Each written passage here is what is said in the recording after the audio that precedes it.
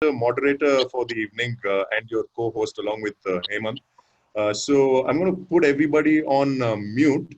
In case you have any questions, any challenges, technical issues, just send me a text on the Zoom group chat. You'll be able to chat with me only. And of course, before I hand over to Hemant, I'd like to say a big thank you to each and every one of you because you attending this session and you contributing to this basically is a wonderful gesture from all of you because all the proceeds from this particular session will be passed on to a charitable institute, maybe in India somewhere, and we'll pass on that information the moment we make that wire transfer to them. So thank you once again. And just one point, we probably go past by about 10 minutes today because we took a little longer on the introductions. I hope that's okay with everybody. If in case you miss out, we are going to record this session. We'll pass this on to everybody. So, so we know what's going on through this session, right? So without any more ado, I'm going to hand over to Hemant so he can take us through the first part of the three series that we have in store for you. The first one is called Whisky Selection. Thank you. Over to you, Hemant. Hi guys. So Harsha, when you put everyone in mute, I hope you'll exclude me and everyone can hear me loud and clear. That would be it to start off with. And well, yes, thank you again. This is something that we have been contemplating, as I said a few minutes back, whether we should go ahead with the e-session or not. A little bit of genesis behind the idea. The reason why we were hesitant about doing a session, an e-session as such, has been because we honestly believe an e-session is most successful when I'm tasting the same whiskey as every one of you on the call. And given today's situation of a lockdown and availability in India, that would make it extremely difficult for me to, or for everyone to have the same bottle so that we can exchange the tasting notes and things like that. So that was one of the prime reasons why we held off, saying that maybe it's not such a good idea to start off an e-tasting before we actually meet the members or get to know them and things like that. So a little bit of history on that. And also we were thinking about a subject that would be most useful to all of you as and when this lockdown comes off, saying that a lot of you, or at least a few of you, might be traveling, and when travels come, of course, all of us whiskey lovers would like to actually pick up a bottle of whiskey as and where they go, to the best possible extent that they can. So yeah, that was the reason behind why we started this.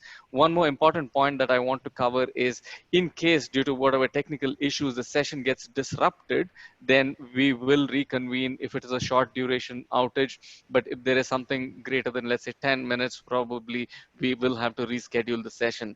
This is probably standard training to me from my day job from the IT fraternity, to inform all my audience, saying that yes, this is or most likely can happen, so let's be prepared for it in case it does, right?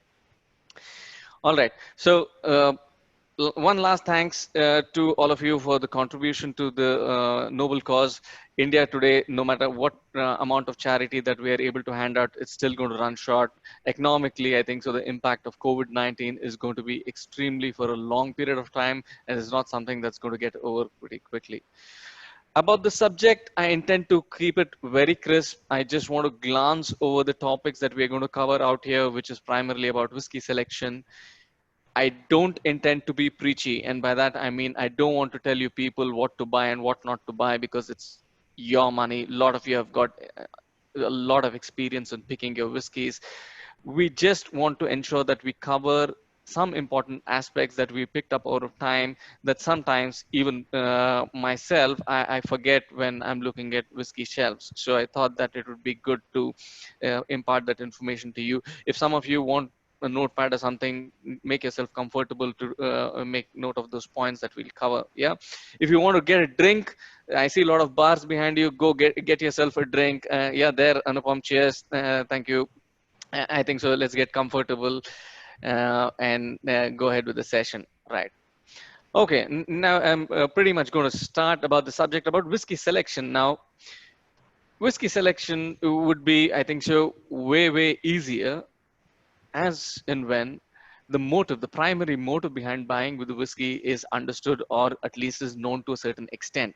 Now, when I say motive, the motive might be purchasing for either drinking, collecting, investing, gifting, or generally browsing for something good. I mean, every time I think so, at least a large majority of my club members, when they pass through duty free, they can't resist just going in for a minute just to have a glance, knowing very well, saying that it's the same old stock, nothing much would have changed. Even then, they would like to do that. So, having a little bit of motive in the mind, I think so, it's very, very important when you're going for your whiskey selection.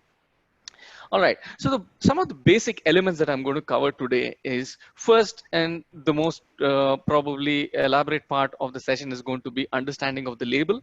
We're going to look at aspects of the label that probably aren't so obvious or probably missed out in general. That's one thing.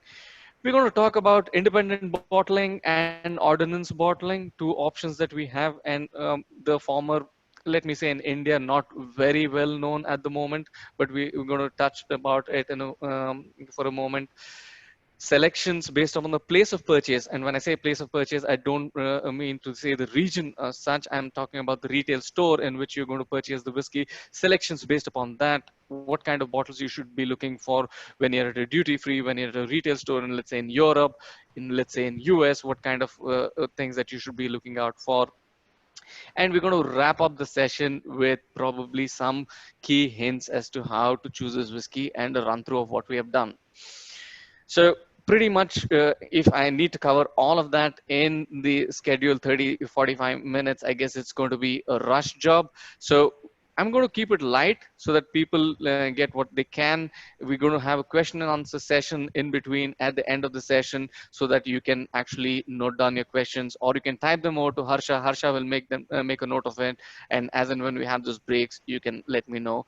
And if I'm able to answer, I will. We have other familiar faces who anyone who's able to answer. If I'm not able to, I'd be happy to have them over. Right. So as I said, the first part of selection of a whiskey is largely understanding about what's actually written on a label. And labels can get very, very creative, mind you. I think so today's labels, there are a lot of creativity apart from the information that it transmits as such. But the functional aspect of a label is basically to convey information about what's in that bottle, and as long as it's serving the purpose and not purely artistic and only for display demonstration purposes, as long as it's just not that, I guess the objective has been met. The first aspect of a label, if you remember, and if any one of you have got a bottle around you, if you just pull that over, the first aspect that everyone would pay attention to would be the name of the distillery, right? Now, that big name that's usually written on a bottle, which depicts the name of the distillery, due to which you should be able to associate the region. Now, I'll come to region in a little bit of time, and we'll discuss that in detail. But generally, you look for the name and you familiarize yourself with the name to ensure that you know which region the whiskey comes from. Especially if it is Scottish single malt whiskey, you would want to find out from which region, which majority, I wouldn't say all the time, which majority of the time indicates a particular character of a whiskey, which are common across the region. Right. So that's very important for you to get the name of the distillery and the region. Try to make an association out there saying that whether the distillery is from X region, Highlands, Lowlands, Speyside, Isla, whatever it is. I'm just going to have an example out here. Now, here's what I mean. Here's a bottle of Auchentoshan that I have. I hope you guys can see the label clearly enough. I'm holding it as best as I can. It's the name of the distillery is very clearly depicted out here. What I can see is, I'm sure that you can't see this because the font is really small. Again, reiterating the point that I want to make, saying that, look, guys, you need to read the label a little carefully. It is written a fruity lowland malt produced in Scotland, right? So it says right here, over here, I'm not sure if you can see it, but that's what it says, fruity lowland malt. So it's very important. So now, typically whiskeys from lowlands are going to be those light floral afternoon drams, which are going to be very, very good. right? So that's one. I have another label out here, which is a little more prominent. Here's a bottle which is Glenmorangie, a more familiar distillery in India. You can see out here below that it's given as an Highland single malt whiskey. So this one is pretty clear, very visible, labels clear about it. So this is the second aspect that you should be noticing apart from the distillery to associate the region it is from.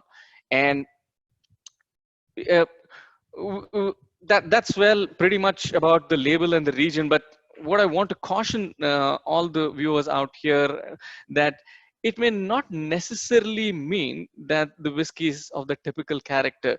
Majority of the times, yes, it means that, but there may be exceptions as well.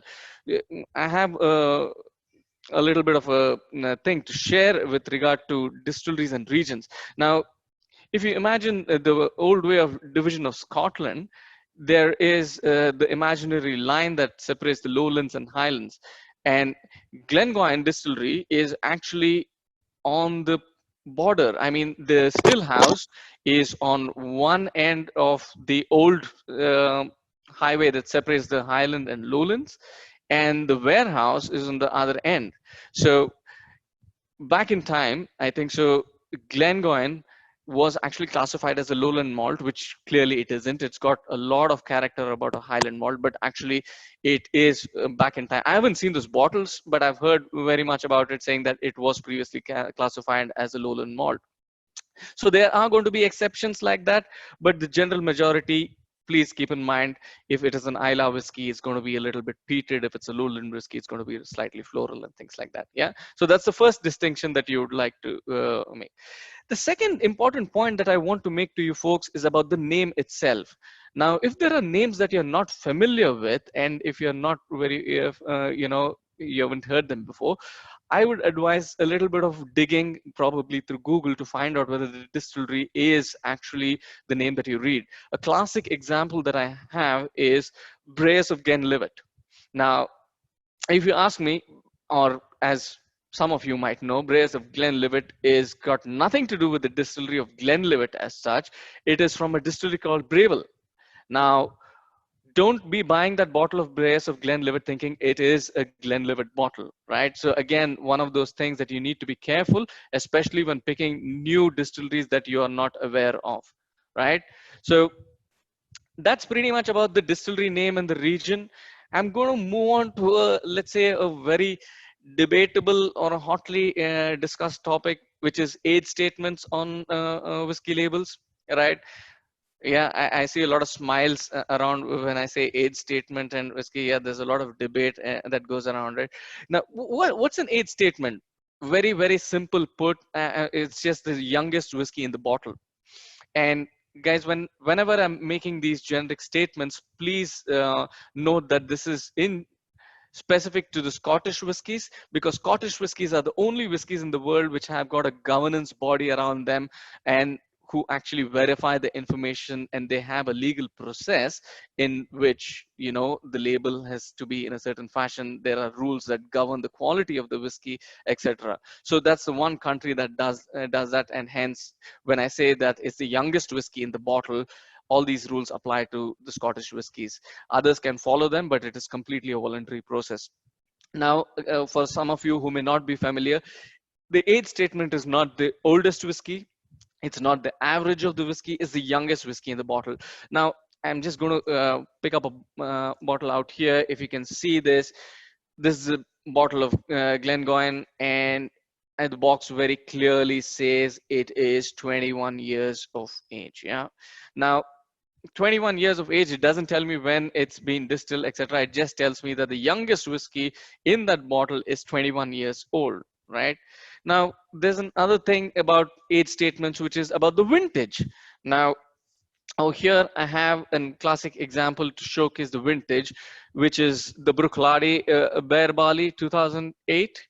So 2008 is the vintage, which is basically the year of distillation of the bottle.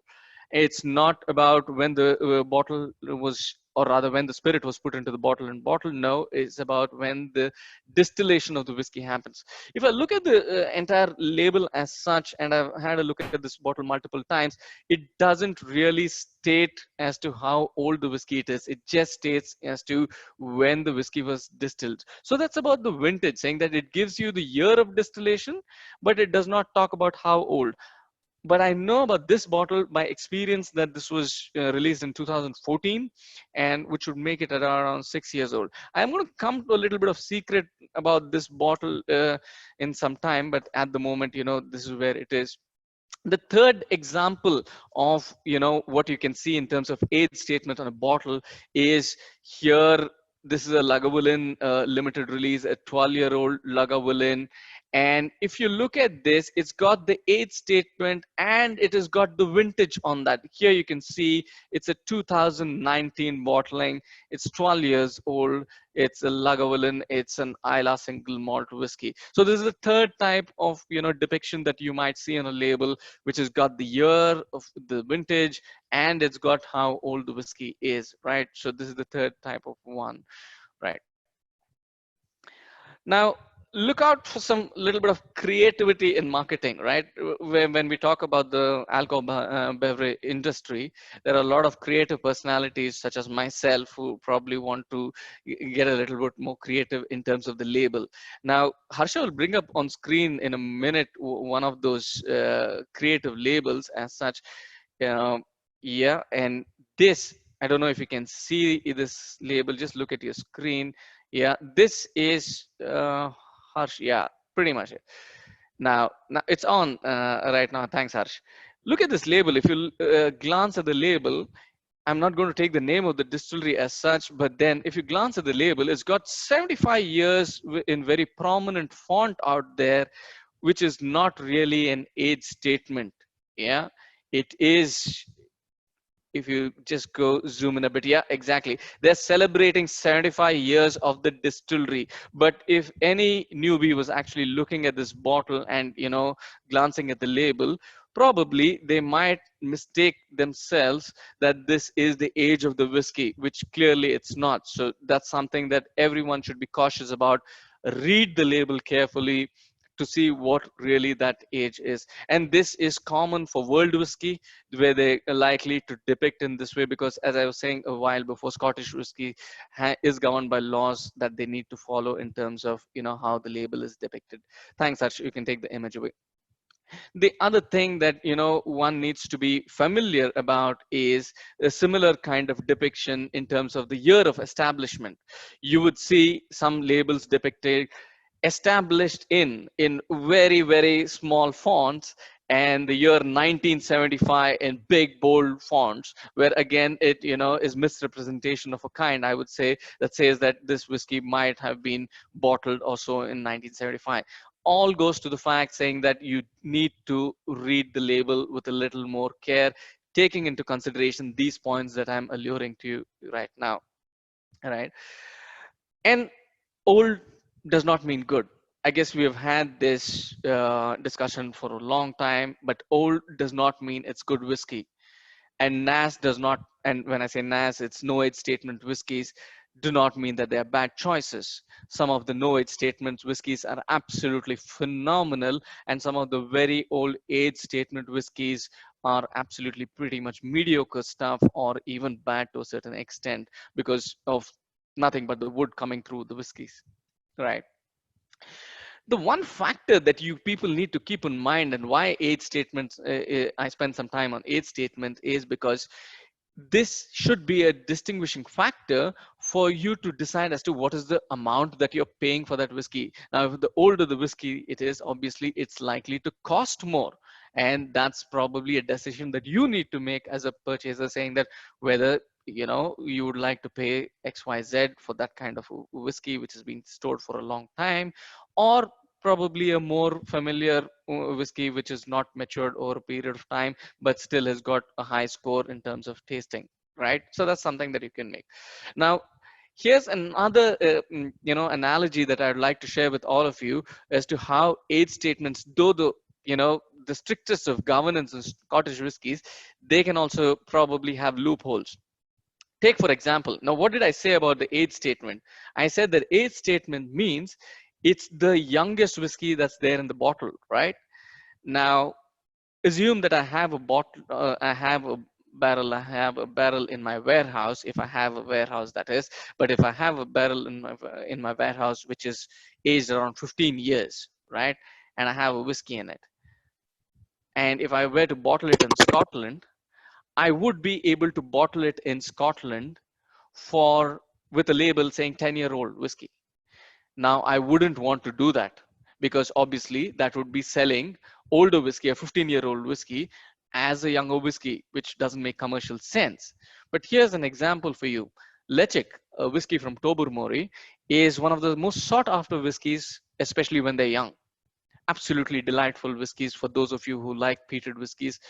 Very, very good, especially when it's young. Now, if I were to sell an older Lechik, labeling it as a younger one, probably you as a customer would be cheated or feel cheated saying that it doesn't feel like a young whiskey. So there you go. There's one of those tricks that can play on you, saying that when older whiskeys can actually, let's say, cheat you, to keep it brief. Yeah, but keep that in mind, folks. I think so that's an important aspect. Older whiskeys doesn't mean that it's good, right? I'll end topic on age statements there. And I'm just going to move on to another debatable topic, which is about coloring. Yes, again, I see some smiles when I talk about coloring in whiskey. Now, single malt Scotch whiskey, when we talk about coloring, we're talking about only allowed natural color, which is E150A caramel. That's the permissible, coloring agent that one can use. And if you ask the distilleries, they're going to tell you saying that it's purely done for the aesthetic value, for the whiskey to look good. That's the reason why they do it. There are a set of purists who will say that no, you add a little bit of caramel, it can round up any sharp edges in the whiskey and give it consistency as well. So that's the purist view. So we're not going to get into the debate as such, saying that, whether the whiskey is added with color or whether it is for aesthetic value or not. We're not going to get, but the intent. I don't know if it's the problem with me only, but I'm not able to hear you. Is it? Guys, can you hear me? Is it audible, folks? Yeah. Okay. Yes, I'm there. Yes, I'm there. All right. Thank you. Yeah, we can. Awesome. We can hear you properly.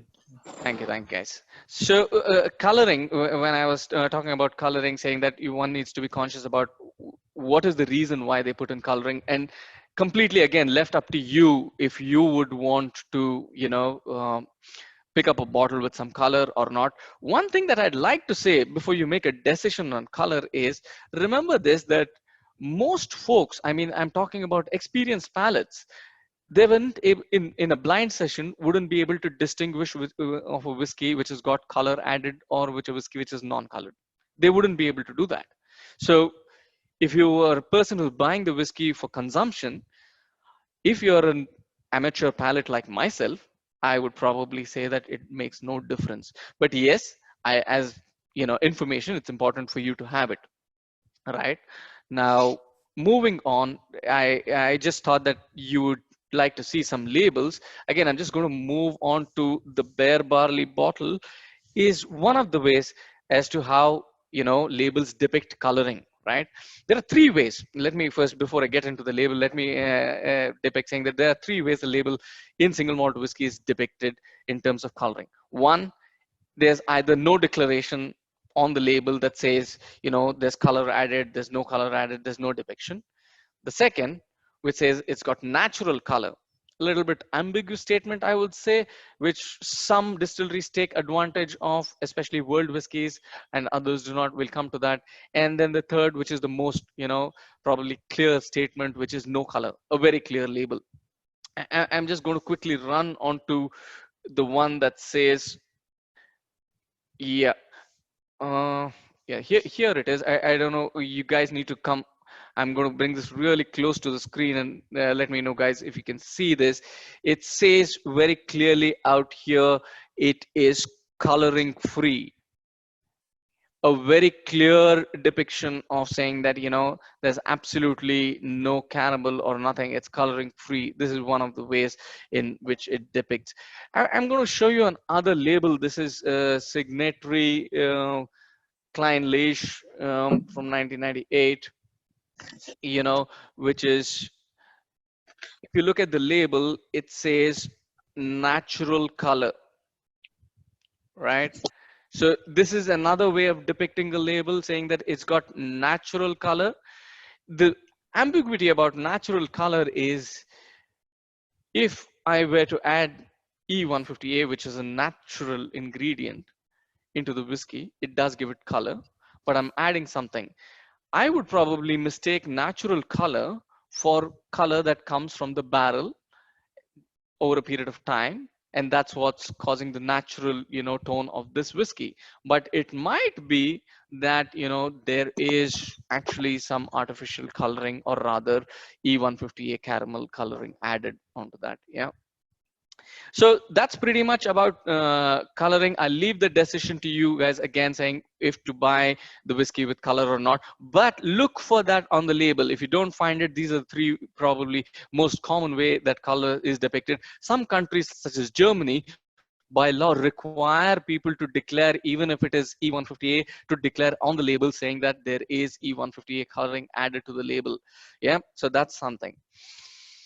All right, now I'm going to move on to another subject. Again, there's no shortage of debates in the whiskey world, and the next one that I'm going to be talking about is chill filtration and non-chill filtration in whiskey.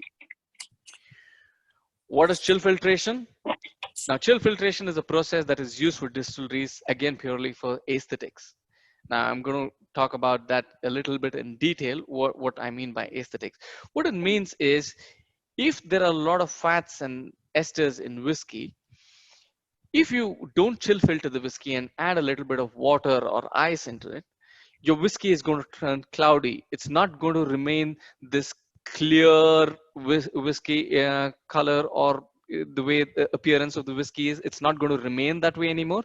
It's going to turn a little bit cloudy, right? So to avoid that, people, distilleries do chill filtration. That's what chill filtration is. For people who are finding it a little bit difficult to understand what chill filtration is, I'll give you a very simple example.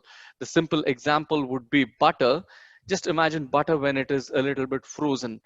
It is of a solid consistency. That's exactly what chill filtration is. What they do to the whiskey is they chill the whiskey so that all these fatty acids of the whiskey come together in a semi-solid way, which is easily separated across, right? When you chill it, it becomes a semi-solid form. You separate the fatty acid and esters from the whiskey, and you get that clear whiskey that you desire, which is not going to cloud when you add ice or water to them. So that's the primary objective of chill filtration.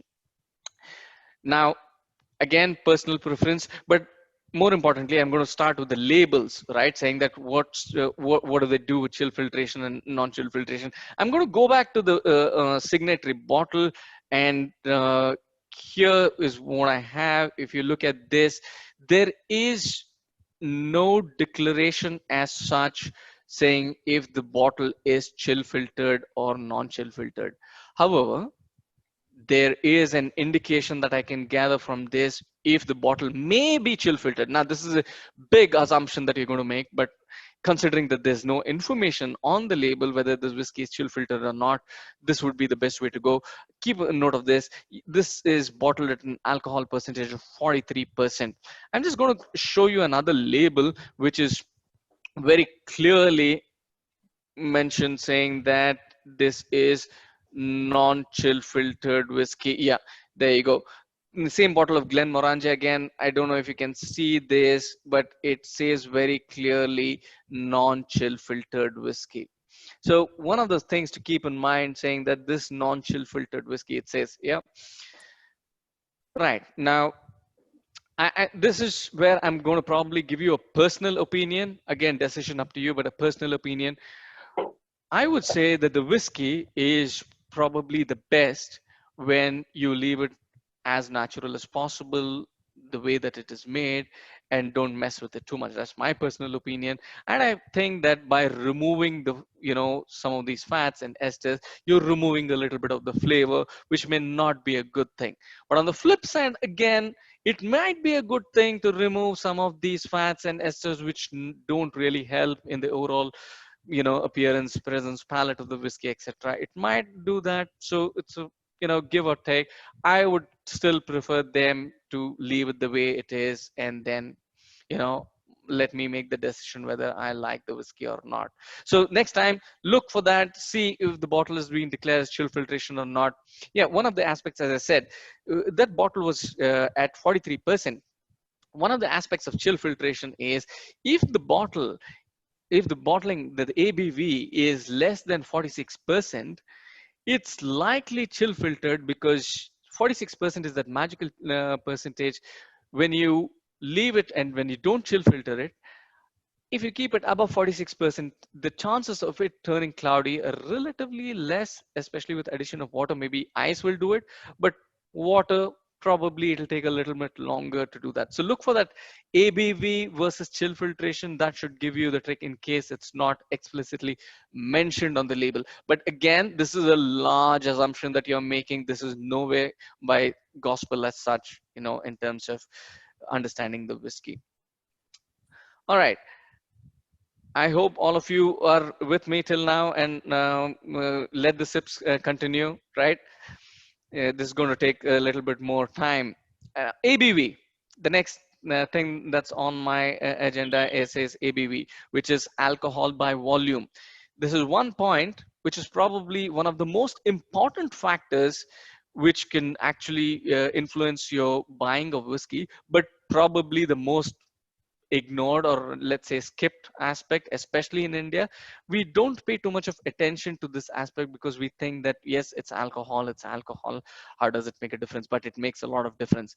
Remember folks, this is the one aspect of whiskey that actually, when you're looking at the label, depicts if how that whiskey would feel in your mouth. So the rest, everything is probably imaginary, but when looking at the ABV of the whiskey, you probably can make an hypothesis as to whether it's going to have a mouth punch, it's going to have a mouth feel, what's the kind of sensation it's going to have in your mouth. So that's one of the things about ABV, right? Now, what's ABV? Alcohol by volume is pretty much exactly that, saying that what is the percentage of alcohol in that entire 750 ml, 700 ml, or a 1 liter bottle. That's the percentage of alcohol that's there. Now, what's the different types of ABV? And when I say types, I'm talking about large classification that I have made for ease of understanding as to how ABV may be placed. You have what is termed as a cask strength ABV, which is generally between 50 to 55, 57 percentage, which really is not cask strength. And when I say cask strength, it means, say, what is the strength of the whiskey when you remove it from the cask, when you remove it from the barrel, what is the strength of the whiskey? It's not really that, it's a little diluted, but it's as a norm accepted. If a whiskey is above this certain percentage of 50, 52, up till 55, 56 percentage, it is considered what you would say as a cask strength whiskey. Anupam was just showing us a bottle that he had a few minutes back, saying that that's a Paul John cask strength whiskey. It's at around 55%. The second classification would be natural cask strength whiskey. Now, these are absolutely monstrous whiskeys, which are, as the name suggests, natural cask strength. So you basically don't do any dilution of any sort. You straight away go from the barrel to the bottle at whatever strength that it was. And a lot of independent bottlers do this practice, saying that take it straight from the barrel, put it into the bottle and sell it. Right. And of course, the standard ABVs. Now, that's the last classification that I would say, which starts off with 40%. 43% is a very common alcohol percentage in terms of whiskeys. And then there's 46%, which we just spoke about in terms of the entry level into non-chill filtered whiskeys, right? So those are the three whiskeys that we are talking about. And now about how to make a choice between these, right? Now, if you're a more familiar palate, I would leave it to you to make a decision, of course, but then you could probably experiment with those higher strength whiskeys if you are used to tasting, especially neat with a little bit of water. If you're used to that, then probably the high strength whiskeys would be the place to go. But if you're a newbie starting to taste whiskey, just to not let this alcohol by volume deter you in terms of pursuing this journey in the wonderful journey of whiskeys, I think it's important that you start off with this 40%, the light alcohol by volume. And it, just by saying that it's low alcohol by volume does not mean that the whiskey may not be complex. There are absolutely stellar whiskeys at 40%. But it just means that when you're diluting the whiskey, when you're adding water, and when I say adding water, I'm talking about a few drops for tasting and not for enjoyment as such. When you're doing that, if you buy a whiskey with higher ABV, there is more propensity, or rather there is more chance of you, or more variations that you can create for yourself by diluting the whiskey stage by stage to see what balance suits you the best, what balance suits your palate the best. So that's very important. So when you are diluting the whiskey with a few drops of water, if the whiskey starts off at, let's say, 50, you can then cut it down to 48, 46, 42, 40. You can do multiple variations, and what best suits you, that's your best balance that you have achieved. Personal opinion, great whiskeys at 40%, and that's the minimum percentage of alcohol that you need to call it a whiskey. But my personal preference would be something at around 45 to 52. I'd like my whiskey a little bit more punchy. That's the kind of strength that I would like.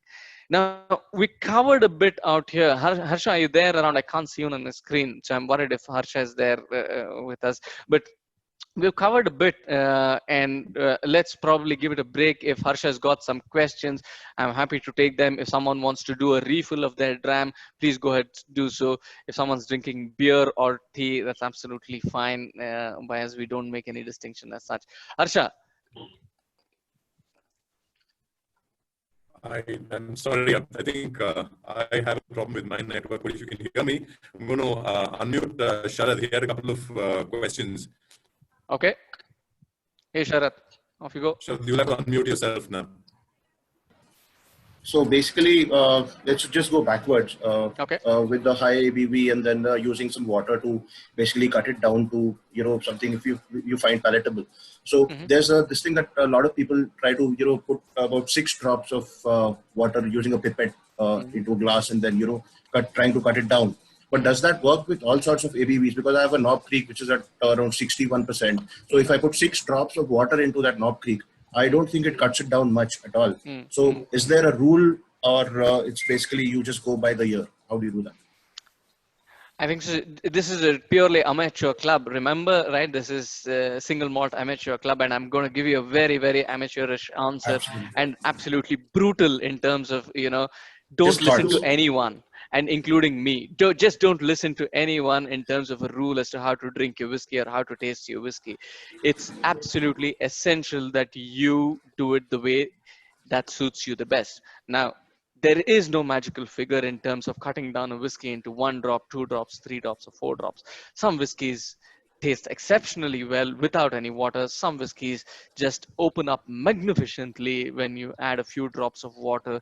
And as you say, there are some very high cask strength whiskeys which needs considerable amount of cutting down before it becomes palatable to take the prickliness of the alcohol away. So Sharad, absolutely no rule that you need to follow. I would recommend that you go do it yourself, but do it in low quantities.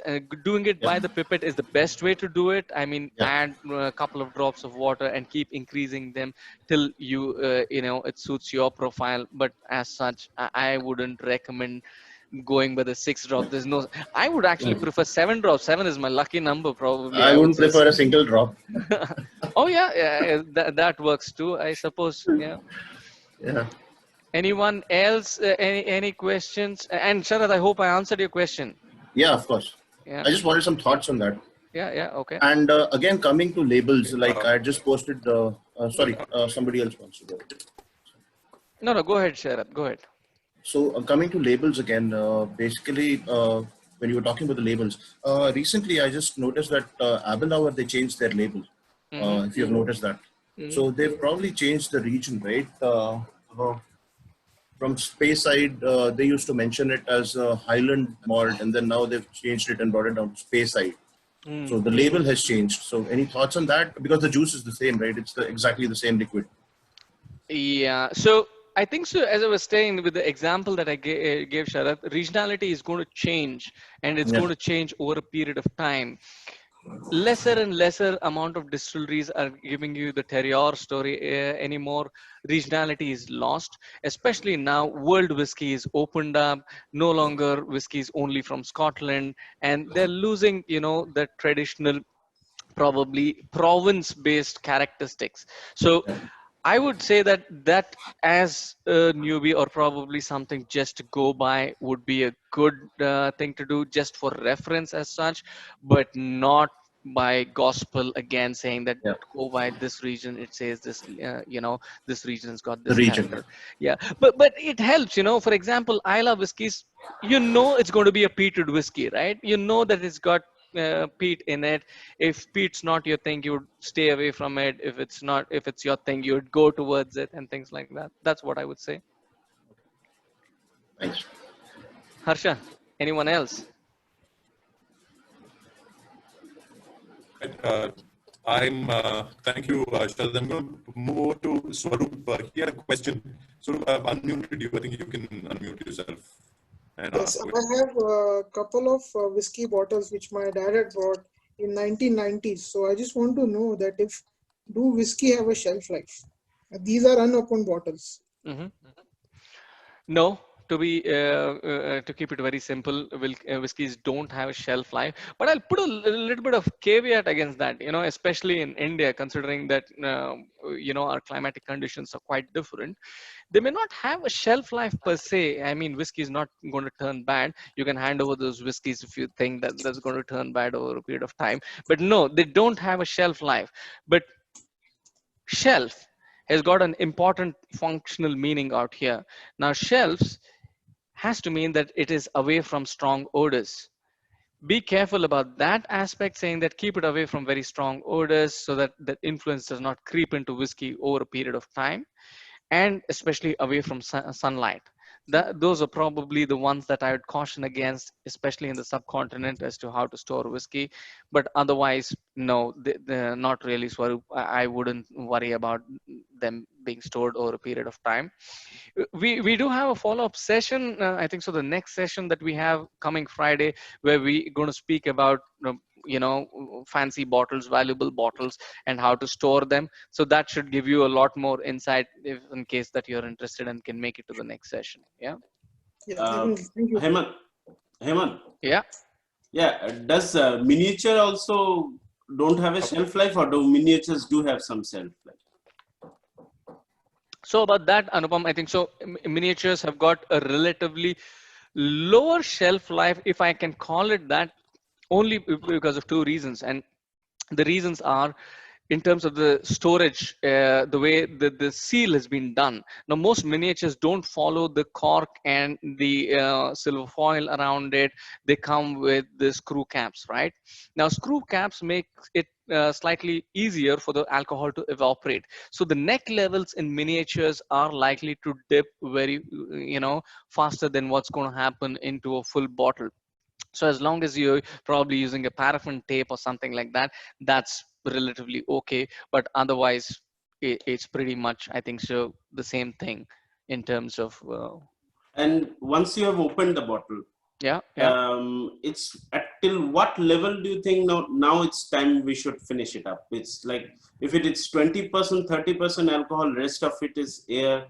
Do you think it's time to better finish it off, or if you keep it for longer? It's a combination, Anupam. I would probably say that it's a combination of not only the quantum of depreciation in the bottle, but also the time that you're going to let it store that way, right? So in India, I've seen this process again being accelerated. Now, whiskeys as such being left over a period of time, let's say a year, couple of years, don't really go bad. I mean, we're talking about that little bit of oxygen in the bottle that oxidizes the whiskey, etc. That's what we're talking about in terms of deterioration and quality. But in India, the process is slightly accelerated. Excuse me. because of the weather that we have, because of the heat that we have around, etc., blah blah, so on and so forth. But as such, we're talking about the whiskey is not going to go bad over a year. But if you've got, like, in the bottle, 90% of the whiskey is deteriorated, and I've just got a little bit of whiskey that's there, and you're going to store it over like a couple of years, the chances of oxidation are definitely higher compared to, let's say, a half bottle or a 3/4 amount of bottle. So it's just a combination of that. I wouldn't suggest to keep it for a very, very long time, especially if it's a whiskey that you really enjoy. If it's something that's a generic whiskey, I guess leave it as it is. It wouldn't really matter over a period of time. If it is a really, really valuable bottle that I really cherish, a 1972 Adbeg or something like that, I'd probably transfer that into smaller bottles just to not take a chance, of losing any kind of taste profile on that whiskey. But otherwise, no, it doesn't really matter. Okay, sorry, Hemant, I'm going to interrupt you. We'll take another round of questions at the end of the session. I think there are a couple of topics that you still have to cover. Let's just go through that so we can keep time. Right? Okay. Sorry, folks, hold till the end. Take another round there. Yeah, but folks, do keep your questions to the end so that we'll be able to answer whatever that you have in mind to the best of my abilities, and the audience, of course. Yeah. We have another session also. We can maybe take some if we're short of time today.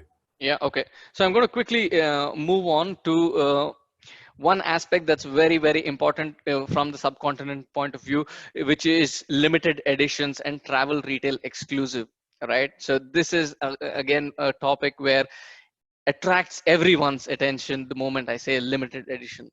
But as for me, these are words to watch out for, because I want to really ask you, saying that, do you, from the label, get to know why is that a limited edition? Those are watch out words, right? And is there any indication on the label that tells you, saying that why is it limited edition? What's the quantity that's been produced? Is there any kind of indication itself, or is it just some kind of a fashion statement that's put on the label that says limited edition? And it's supposed to sell by itself. Forget the quality of the whiskey. It's supposed to sell by itself, whether the whiskey is good or not. Now, I have an example over here, which is a very familiar, those who follow whiskey. It's the Game of Thrones edition. And if you can see the label very clearly, it says limited edition, right? Now, not the best of examples as such, because there is a certain exclusivity to this. It says a single malt scotch from the Game of Thrones collection. So it's a part of a collection that makes, that makes this special, that makes it limited edition. But it really doesn't tell me. I've tried looking all over and I can't really find it because it's not there. They don't tell me as to how many bottles that they've released. And going by the internet statistics, I think so it's just flooded the market with sets of these. I mean, they're selling for around 300 euros or 400 euros the entire set nowadays. That's what I see. But yeah, a classic example of a label saying limited edition, but you don't really know what a limited edition is. Now here's a bottle that's absolutely one of my favorites, and you will know why it's my favorite.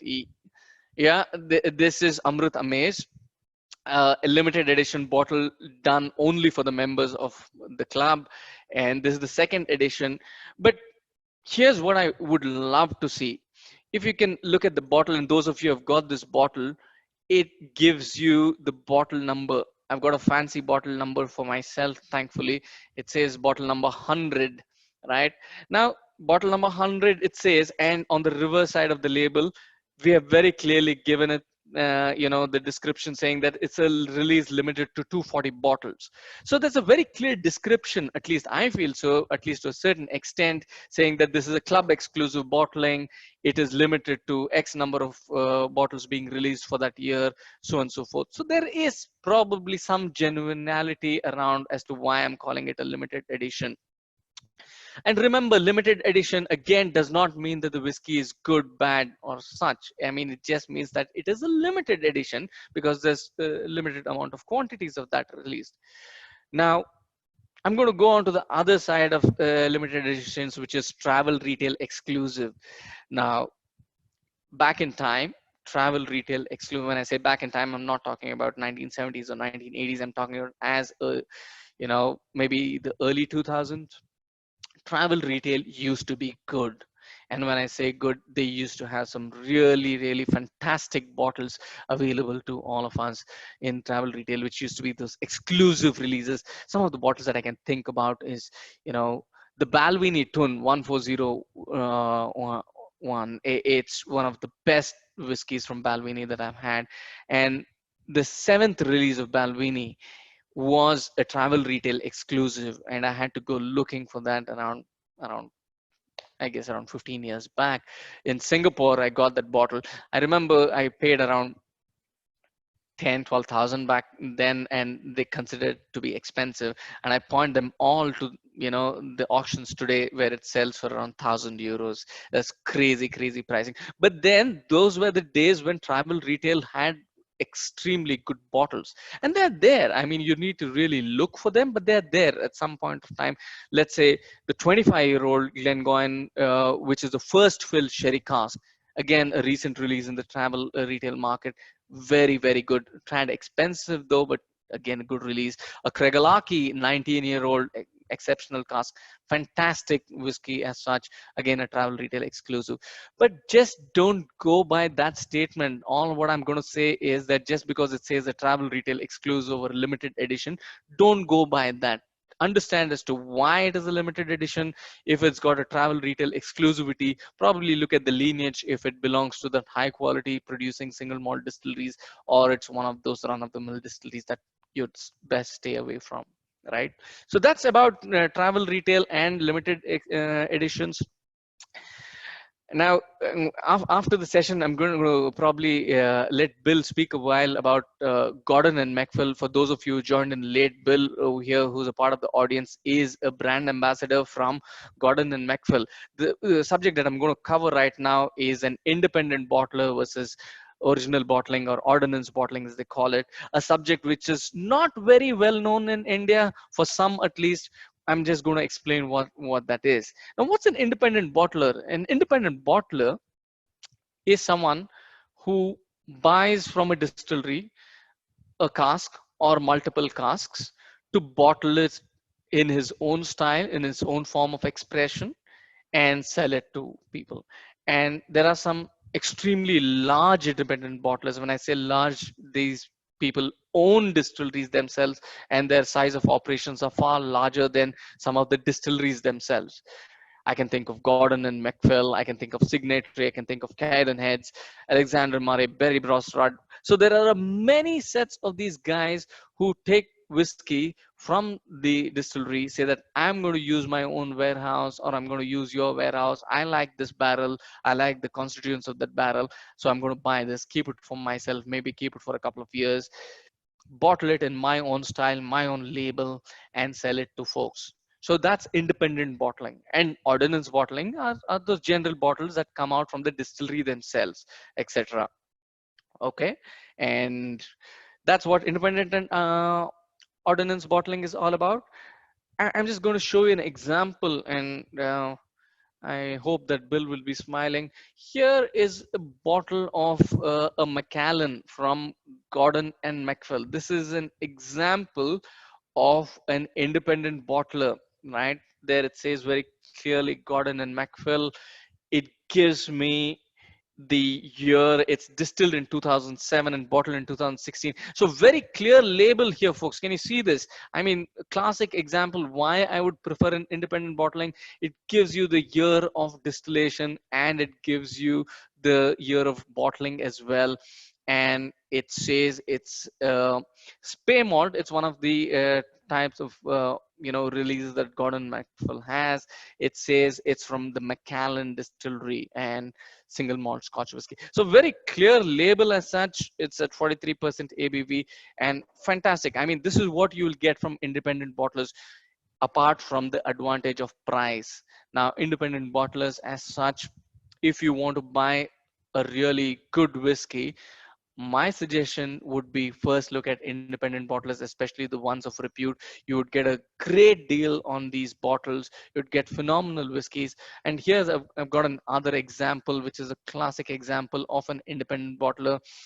This for you is Cadenheads. It's a small batch of Cadenheads, and it is Glenrothes is from the Glenlivet region. See, again, if you remember the point that I made about names, please note Glenlivet is the region, Glenrothes is the distillery. So it's got nothing to do with the Glenlivet distillery. It's a 22-year-old whiskey from an independent bottler of Cadenheads, right? So why should you look for an independent bottler? I think so. One of the biggest factors that you would get is variety. You'd get amazing amount of variety at a reasonable cost for, from independent bottlers, and they don't have the weight of having to remain consistent. For example, if you'd buy a bottle of Glenlivet 12 years old, you'd expect the whiskey to be a certain taste profile, certain ABV, certain color. You'd want consistency whenever you pick a bottle of Glenlivet 12 years old. But when you're talking about an independent bottler, they don't have the weight to be consistent. They just say that, okay, this is what the cask is about, and this is what the individuality of the cask is showcased in the bottle. And hence, it's a hit or a miss, probably saying that if you like the whiskey, you like it. But they do their tasting. They do their own blending of the whiskeys to get you the best quality of whiskeys. But that's, I think so, one of the major factors that can, give you an attempt. So next time, folks, don't keep looking for the ordinance bottling. Try to experiment with the independent bottler. Great amount of variety and options available out there. All right, now one thing probably that I would say in terms of selection based upon the place of purchase. Now, when I say place of purchase, that's the next subject that we're going to cover, is where are you buying these whiskeys from? I'm going to quickly run through this. Place of purchase: duty free. Best place. Everyone's familiar with duty free. Everyone who travels want to buy a bottle or two at the duty free store. In India is the best possible place to buy whiskey. I can't think of too many places from a price point, from a variety perspective, etc., to buy, except for the fact that you can't get into duty free unless you're traveling international, right? 2 liters available. And for those of you who had a doubt some time back, I think so it's that you need to remember saying that 2 liters usually, when you're talking about single malt whiskey, means 3 bottles. It's 100 ml above the permissible limit, but usually the customs do let you go through for 3 bottles, especially with 700 ml. So keep that in mind. Key point to avoid when you're talking about duty free whiskey purchases: travel bags. Travel bags is no. Don't go in for those travel bags offers to pick your whiskeys. Stay away from them. There was an analogy done saying that what was the kind of dip in sales when they stopped giving these offers. Apparently, in some duty-free stores in India, it was around 72% dip because they were no longer giving any trolleys. So the brands that used to sell, like, I wouldn't say the names, but certain Walkers and certain Regals started to sell far lesser when they stopped the offers on that. All right. Now, retail stores. Okay. Now we're talking about Europe and UK. I'm just going to go again very quickly in the interest of time. We have the Whiskey Exchange. We have the Royal Mile Whiskies. We have the Milroys of Soho. We have the Whiskey Shop. We have the Hedonism Wines. Kapers Whiskies from Germany. Fantastic stores. Folks, remember this. Duty free in UK and Europe sometimes are more expensive than the retail stores. In India, you will see that differentiation in price because of the taxes. You wouldn't see them outside, especially in UK, Europe, and large parts of US as well. In fact, US, you'd get far cheaper deals in the retail stores than in the duty-free stores. So don't go by the general notion that duty-free stores are always cheaper than regular retail stores, especially abroad. Make that distinction. USA, take a look around. Tesco's, Benny's, best deals for drinking whiskeys. You go into a Tesco, you go into Benny's, I think so you'll find some amazing deals on whiskeys, right? Now, in US especially, I would also advise you look at the small retail stores, those wine stores in US, different regions, different states in the US. Look at the different wine stores, see what you can find. You'll find some amazing dusty bottles back in time, that you might get an amazing deal on. So walk into those small retail stores in the US where you'll be able to pick up these whiskeys. Another place where you can pick up whiskeys is the whiskey auction. Now, whiskey auctions. Now, if you have interest in picking up those valuable bottles through auctions, there's Whiskey Auctioneer, there's Scotch Whisky Association, and there is Whiskey Hammer, Grand Whiskey Auctions, etc. Blah blah blah. You've got a multiple choice, and again, the next session has got something to do about that in terms of fancy bottles and where you can purchase them from. We're going to talk more in detail, but that's also one place where you can look at old style bottling and get some amazing deals if you're lucky, in terms of how to bid, in terms of how to get these bottles. Remember, these folks, while I give you all this information, you can't really ship a whiskey from outside India into India. Legal rules stipulate you can't do that. So you will have to find friends and family to get these bottles for you, and you can get them shipped to people in US or UK to a certain extent, right?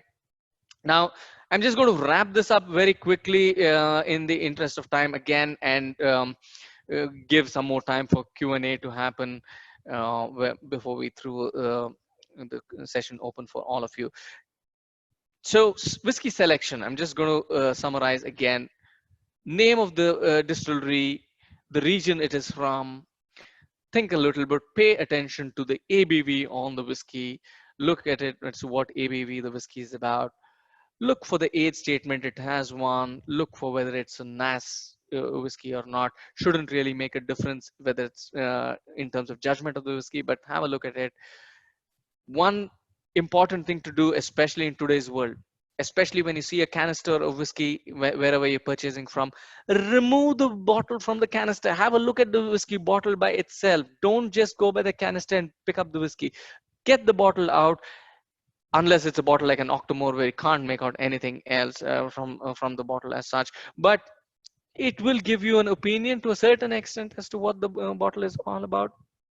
And be careful while holding the whiskey bottle. Don't drop that, because that would be a disaster per se. Let that not be happening. And look for something neutral when you're gifting, especially when you're gifting. Don't look at Islas if you don't know if the person whom you're gifting it to, if they don't like peated whiskey, you're just going to make that a disaster of a gift as such. Okay, one aspect is follow order. When you're at a large shelf of whiskey, don't go, don't be doing that, because all you're going to do is get attracted to the labels that you're more familiar with and ignore the ones that you have not looked at. Follow a certain order: top shelf, middle shelf, down shelf, or left to right. Follow. Don't go deviating just because you saw an attractive label. Don't jump the queue. That's the best way to do whiskey selection, especially in duty frees. I think so, it was Kuala Lumpur, that I found Balbear, I think so, one of the early releases of Balbear, right on the bottom shelf, where no one knew behind the bottles that this was left over, and I found an amazing deal at that. So go right to the bottom shelf, look at behind if it's been covered by other bottles as such. Do that. Sometimes you get really good deals there, right? If purchasing for drinking, don't go, don't get carried away by the packaging as such. If you're buying it for daily drinking, look at the whiskey, look how value it adds to your drinking whiskey stuff. So just go by that. Ask for samples. A lot of duty free allow samples, a lot of retail stores allow samples in the UK. If you're not familiar with that whiskey, ask for a taste, especially if it's an independent bottler. You will definitely most certainly get a sample of that whiskey that you can taste before making a choice. Custom duty and restrictions, I'm just going to spend a minute. Remember that it's got to do with the volume of whiskey. India as such allows for 2 liters of alcohol at the moment, and price of the whiskey is very important when you're picking $40-50, I guess, is the entry that you're going to get a good single malt whiskey, but sometimes you get good deals on that. Large amount that is related to duty when it comes to Indian retail buying. But yeah, folks, I think that I covered all the subjects about picking or whiskey selection that we had set out to. Some of, as you can see, very, very basic, but again, I'm just trying to bring attention to those factors that probably would get lost when you're picking up whiskeys. And now, Harsha, it's the Q&A session. I'm just going to drag a huge amount of, this little bit of drink that I have with me when Harsha, uh, pulls this through. But I think, Harsha, are you there? I see that you're there. Your net, I can't see you though because your network's bad. But yeah, if you have any questions, I'm happy to take them. Guys, again, don't hesitate. If you've got questions, just get on with it and let us know if there's anything that you would want. Sorry, we have overrun by time by considerable amount of time. Yeah, we are around 30 minutes done. Yeah, sorry, folks, apologies for going past the schedule. If you guys got something else to do or you want to move on, please feel free to do so. Those who are here to who've got time for the Q&A, please hang on. I'm going to unmute Guru first. He had a couple of questions midway through. So Guru, you're on. You'll have to unmute yourself. Hi. Hey, Guru. Hi. Hemant just wanted to ask two questions, which I feel it's important and maybe you can give more insight. One thing is, in India, what's the general norm from the state excise? If I have a collection of bottles which is brought from duty free and I have a legal, all the sleeps and all that. So is there any cap for that so that I can store? And another, just your view on Rampur, its quality and why it's not available on Indian retail. Just your view on that. So this question I feel. Thank you. Thanks, Guru. Yeah, very important question, Guru, in terms of knowing as to how much of alcohol you can store. Unfortunately, there's no straight answer to that. India, excise laws are largely driven by state, and these are the governing bodies that actually dictate as to what's the quantum of alcohol that you can retain at your place. Now, it does not matter the origin or rather the source of where you're purchasing the bottle for. It can be duty free. You might have the receipts for so, but they do have, every state does have a threshold of what is the quantum of alcohol in terms of spirits that you can have at your house. So I think so in Karnataka, it's, I guess, around 9 liters or 10 liters, which got increased to around 30 liters and then went back to 10. So very ambiguous. I would recommend saying that if you have got a large collection of whiskey at your place, get in touch with the state excise department. They do have a collector's license that they issue. Technically, they do. Very difficult to get hold of one, I am told, but they do have a process in which they issue a license as a collector. But then they take a, an acceptance that they can send an excise official at any given point of time to your residence to actually validate whether the quantum of whiskeys that you have declared month on month, have you exceeded that or is it within that? That's the, pretty much the answers through what you should be looking at. So no standard rule across India, state by state legislation across to that, but be very conscious in terms of what you're storing, right? That's one part of it. Second question about Rampur that you had, right? So Rampur whiskey, I had couple of Rampurs that I had, one in the UK and one in India. And I think so it's a really, really good whiskey. And I think so the nose and the whiskey are a little different. I mean, when you nose the whiskey, it probably creates a premonition to what might come, which is most likely in most of the whiskeys. When you nose the whiskey, sometimes you anticipate something to come. It's a little bit different from what the nose is, but it is a really, really good whiskey as such. The double cask is, I think so, what I had. Very good whiskey. I think so. It's got a lot of prospect. I think so. Second part of your question was saying that why it's not sold in India. I think so. They are looking at 100% export because a lot of the distilleries believe that India is not yet ready for, buying a good quality whiskey at the price point that they're selling at. And when I say price point, I'm talking about 5,000 rupees, which is something like, 50 pounds, give or take. That's the price point that we're talking about. they're not really comfortable. They're low on stocks. They want to create a brand name for themselves outside India before they come to India. They're following the Amrut path, what Amrut did a few years back. Pretty much, I guess that's what they're trying to do. But I wouldn't have too much of insights into why they don't sell. I'm aware that they do sell in Delhi, but not much beyond that, Guru. I hope I answered at least to a certain extent what you had asked. But they are celebrating 75 years. Anupam, I didn't say that. You said that. Okay, thanks, Hemant. I think Nikhil had a question, so I'm going to unmute him. Yeah. Nikhil, if you're on mute, you'll have to unmute yourself. Good to go. Hemant, yep. You spoke about shelf life. Yeah. So I have a lot of samples. With my different friends. Okay. What about the samples? How long can I keep them? Then the small bottles with the normal screw cap. I would say drink them up as soon as possible since they're samples. But it's the number of them, so you know. All right. So you're the lucky one. But in terms of sample storage, I would advise that you use paraffin tape. That's the best option that you would have in terms of storing it over a period of time. Paraffin is a material that we'll cover in the next edition of ours in terms of storage props that you can use. It's a tape that you'd put around the neck of the whiskeys to ensure that no evaporation happens. But yeah, Nikhil, samples, I would advise that whenever you're opening a sample, finish the sample because there's hardly anything in the bottle as such. But yes, you can store them over a period of time when using the paraffin tape around the neck. Thanks. Yep. Yeah, Krishna's got something. Krishna, I think you had a point to make a little earlier.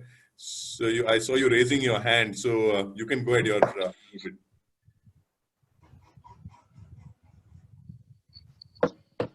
Krishna, hey, can Krishna? You yeah. Just a minute. Yeah, sure. Oh, it's gone. Yeah. Where is it gone? No problem. We can see you and hear you. Go ahead. Okay, what I'm saying you is Bill is there. Why don't you give some chance to Bill to talk to? Because he might have a lot of things to say. Absolutely, we'll come to that, Krishna. I'm just going to take some Q&A, but yes, we're going to leave some opportunity. Yeah, I was going to say that give Bill a chance because he's from Gordon and MacPhail, and he might have he will be having definitely a lot of things to say. Okay. So let's invite Bill. Yep, sure. Yeah, that's what I was going to say. Harsha, any more questions do you have before we get on to Bill? Yeah, okay. So we'll take one last question. I don't see anybody else raising hands except for Nikhil. Nikhil has got one. Yeah. Nikhil, so we'll take one from Nikhil, and if there are any questions that are pending, we'll take it next week. Maybe we'll start this is the paraffin wax. Yeah. Thank you. Yeah, go ahead, Nikhil. It's for Vishnu. Yep, Vishnu. Question. Vishnu, I hope you have my stock with you, right? Hear you. Yes, I can hear you. Yeah. I hope you have my bottles with you. Yes, safe kept. That's all. Just a confirmation. I can get it. Any more questions, folks? Last call before I call on Bill, and probably he can give us some insights. We'll take the questions next week. We'll start the next week's session with a Q&A in the first 10 minutes. Sure.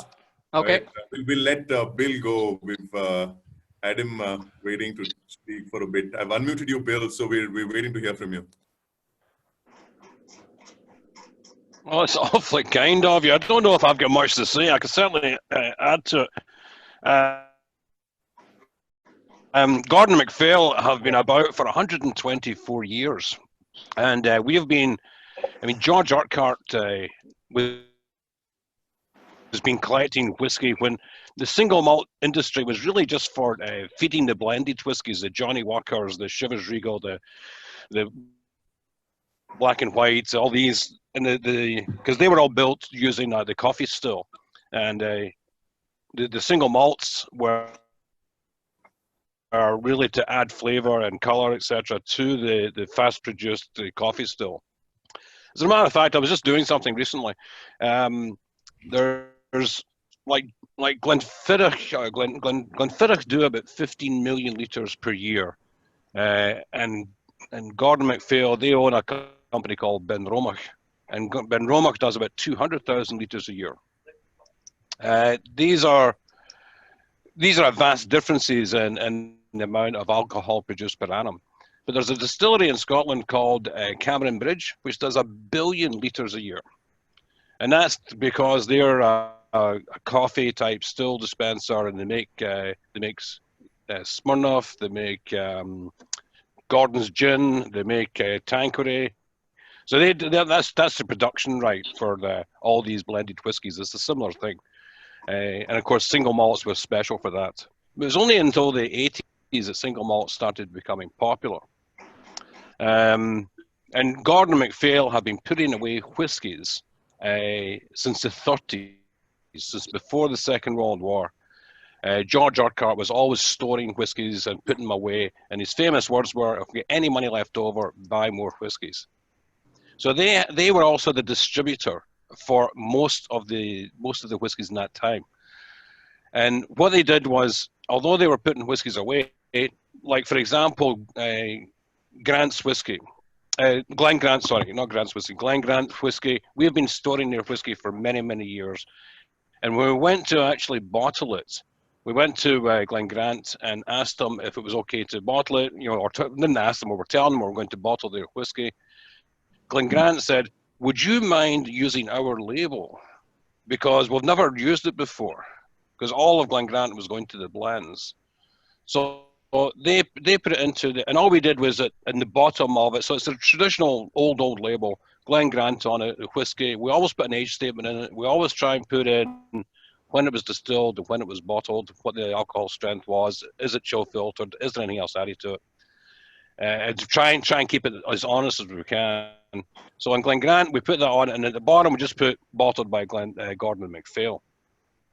So these ancient things that we've got with Mortlach, Kalila, like all the different things that we do with them, is we'll have the factory, we'll have the distillery run the production for a set amount of time.